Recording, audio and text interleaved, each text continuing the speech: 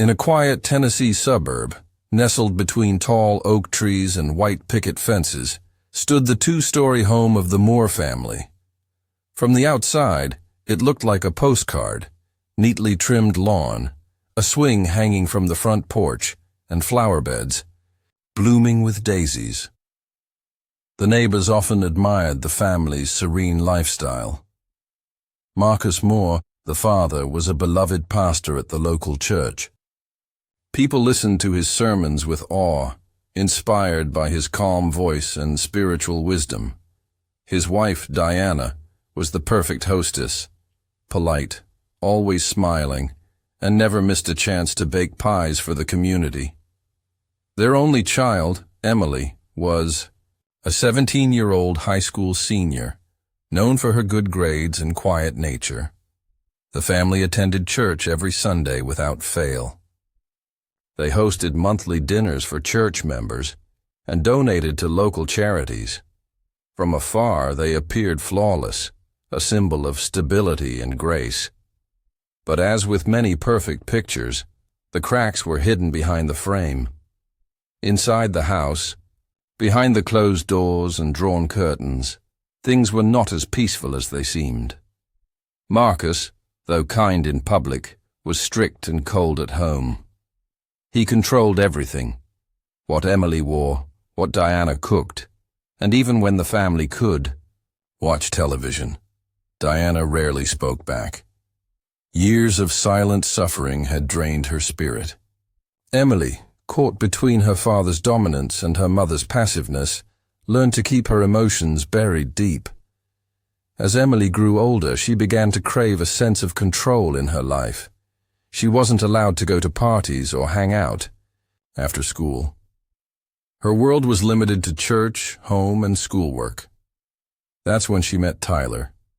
He was 16, new in town, and transferred to her school after getting expelled from his last one for fighting.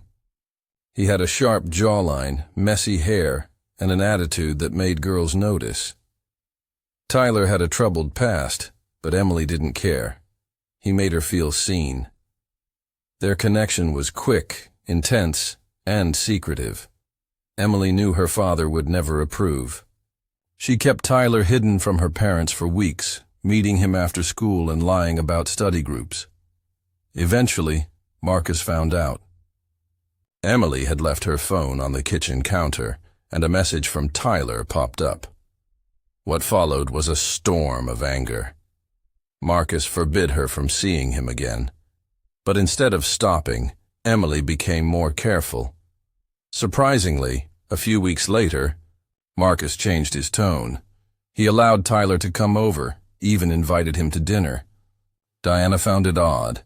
Marcus was never forgiving, especially with boys. Yet Tyler started spending more time at their home. Marcus even took him fishing and offered to help him with his schoolwork. Emily was relieved at first, thinking her father had finally changed. But she didn't notice how often Tyler and Marcus exchanged long glances. Diana did. Something felt off. But she couldn't yet understand just how dark the truth would become. The Moore family was about to crumble, and none of them could see it coming. Tyler's presence in the Moore household grew more frequent with each passing week. What started as short visits turned into long evenings. He would sit in the living room with Marcus, sometimes talking about school, other times about life, faith, and family. Marcus, once stern and unapproachable, now seemed unusually warm toward Tyler. He would praise his maturity, his intelligence, and even his ambition, words Marcus rarely, if ever, used for his own daughter.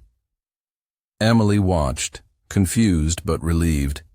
Believing her father's acceptance meant the relationship was finally normal. But beneath her relief was an unsettling feeling she couldn't explain. Diana, however, saw things more clearly. She began to notice how Marcus's attention shifted almost entirely toward Tyler. He laughed more when Tyler was around. He stayed up later, sometimes waiting for Tyler's visits. One night, Diana walked past Marcus's study and noticed the door slightly open. Inside, Marcus and Tyler were sitting close together, their voices low, faces serious. The air between them felt charged.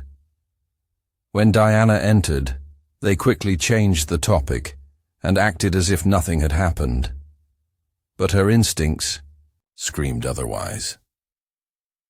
Suspicion grew when Diana began noticing late-night messages on Marcus's phone. He had started hiding his phone under his pillow, something he never did before. When he stepped into the shower one evening, Diana took a chance. What she found sent a chill down her spine. Messages between Marcus and Tyler, filled with words no father should be sending to a teenage boy. There were pictures too, some innocent, others deeply inappropriate. It was undeniable. Marcus was involved in something far beyond mentorship. Diana was devastated. Her husband, a man revered in the community and a religious leader, was engaging in a secret relationship with their daughter's boyfriend. But before she could confront Marcus, Diana discovered another layer to the betrayal. While cleaning Emily's room, she found a torn page from her daughter's diary stuffed behind a dresser. On it were words scribbled in anger and pain. Emily had written about her suspicions, that Diana had been secretly meeting Tyler too. At first, Diana thought it was just teenage jealousy. But then she remembered the long afternoons when Emily was at school and Tyler would drop by unannounced. She thought he was just being friendly, maybe looking for guidance. But now, in light of everything, those visits felt darker, more calculated. The pieces were coming together, and they painted a horrifying picture.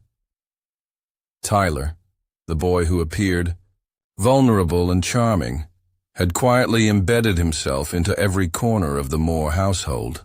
He was involved with Emily, being pursued or perhaps manipulating Marcus, and somehow had entangled Diana in a web of secrets and confusion. Each member of the family believed they shared something private with him, something special. But in Nod-id truth, Tyler was playing a dangerous game, and the Moore family had become his board. What none of them knew was how deadly this triangle would become. The lies had only just begun to unravel, and the consequences were already waiting in the shadows.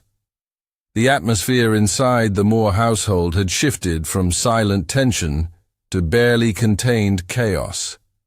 Every member of the family was holding on to a secret too heavy to bear, and the pressure was reaching its breaking point. Diana was consumed by the messages she had read on Marcus's phone. She couldn't sleep, couldn't eat. The man she had shared her life with for over 20 years was no longer someone she recognized. Her mind raced with questions. How long had it been going on? Did Tyler seduce him, or had Marcus pursued the boy from the start? And what about Emily? Did she know? Was she still involved with Tyler too? Emily, on the other hand, was spiraling. She had started skipping school, locking herself in her room and refusing to speak to her mother.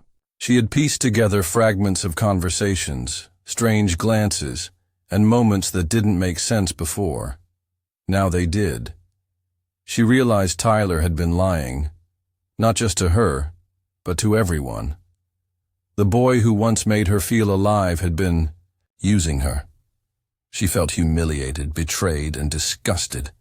In a rage, she tore pages from her diary and burned them in a trash can outside. It wasn't enough to get rid of the pain. Then one evening, everything exploded. It began with a confrontation in the kitchen. Diana finally confronted Emily about Tyler. Accusations flew back and forth, harsh words were exchanged, and emotions erupted. Marcus entered midway and demanded silence, but instead of calming things down, his presence made it worse. Emily screamed at him, accusing him of stealing the one person who made her feel loved. Diana stood in shock as her daughter shouted about the things she had seen, texts, meetings, and stolen moments. Marcus tried to deny it, but the lies no longer held. Tyler arrived minutes later, unaware of the storm inside. When he stepped through the door, he found all three Moors staring at him with raw, burning eyes. The room felt suffocating. He tried to speak, but no one wanted to hear him anymore. He had lost control of the game. They were no longer three separate people vying for his attention. They had turned on him together. That night, neighbors later reported hearing yelling and the sound of glass shattering. Around midnight, a loud explosion rocked the block. Flames erupted from the Moore home, lighting up the sky in a fiery glow. Firefighters rushed to the scene, battling the blaze that consumed nearly everything inside. When the smoke cleared, the scene was grim. Diana and Marcus were found dead, their bodies charred and unrecognizable in what was once their bedroom. Emily was discovered unconscious in the backyard, her clothes soaked in gasoline. Tyler had vanished. Investigators quickly ruled out an accident. There were signs of forced ignition, multiple sources of accelerant, and intentional destruction. The fire hadn't just happened, it had been planned. But by who? The three people closest to Tyler had each felt betrayed. The entire family had combusted from within. And now, in the ashes of what once looked like the perfect home, were the beginnings of a mystery soaked in secrets, obsession, and revenge. The community was in shock. The Moore family, once seen as pillars of morality and kindness, had been destroyed in a single night of fire and violence. Rumors spread like wildfire. Some believed it was an accident. Others were convinced it was a murder-suicide. But when the fire investigation report came out, the truth became harder to ignore. Multiple ignition points were discovered throughout the house, along with traces of gasoline leading from the garage to the master bedroom. This was not the work of someone panicking. It was calculated. It was deliberate. Emily, the only survivor, was rushed to the hospital in critical condition. She had suffered severe smoke inhalation and minor burns. When she finally regained consciousness, doctors and detectives waited to hear her side of the story. But Emily claimed she remembered nothing. She said the last thing she recalled was going to bed after an argument. Her statements were vague, her tone detached. Some believed it was trauma, others thought it was guilt. Meanwhile, the search for Tyler intensified. He had vanished the night of the fire. His phone was turned off, his social media accounts were deleted, and no one had seen him since. Surveillance footage from a nearby gas station showed a figure matching Tyler's build filling up a red gas can the same night. That clue was enough to trigger a nationwide manhunt. 2 weeks later, authorities found him hiding in a cheap roadside motel in Alabama, living under a fake name. He had dyed his hair, changed his clothes, and was carrying over $5,000 in cash. When police barged into the room, Tyler didn't resist. He was calm, almost eerily so. During questioning, he admitted to being in the Moore home the night of the fire. But what he said next sent shockwaves through the investigation. Tyler claimed that the fire wasn't his idea. According to him, Marcus had promised to leave his family and run away with him. But when Marcus changed his mind and tried to end things, Tyler felt betrayed. He said Diana found out about the affair and, in a fit of rage, came up with a plan to scare Marcus by setting a small fire to make him believe his secrets would destroy him. Tyler claimed that Emily overheard the argument and joined in, threatening to expose everything unless they burned the house down together and started over. He told detectives he only poured the gasoline, but didn't light the match. When pressed for more, Tyler broke down and said, "We were all messed up. I wasn't the only one." Despite the contradictions, forensic evidence placed Tyler at the scene as the primary arsonist. The gas station footage, the fuel on his clothes, and burn patterns all pointed to him. But Emily's role remained unclear.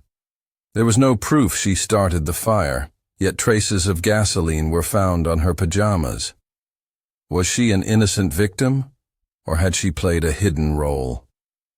The story that had once looked like a teenage romance gone wrong was now being rewritten as a tale of manipulation, twisted love, and revenge. The line between victim and villain had blurred, and no one could say with certainty who had truly lit the match. The courtroom was packed. Reporters lined the aisles, cameras flashed outside the building, and curious townsfolk waited for answers. Tyler, now 17, stood trial as an adult for the arson that killed Marcus and Diana Moore. He appeared calm, even indifferent, as the charges were read. 2 counts of first-degree murder, arson, and attempted murder of Emily Moore.